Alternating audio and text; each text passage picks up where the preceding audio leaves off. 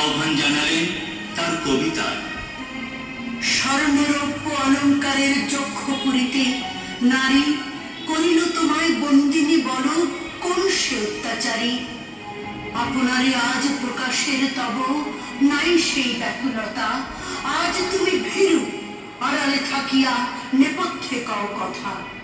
চোখে চোখে আজ চাহিতে পারো না, হাতে রুলি পায়ে মন, মাথার ঘোমটা ছিঁড়ে ফেলো নারী, ভেঙে ফেলো শিকল।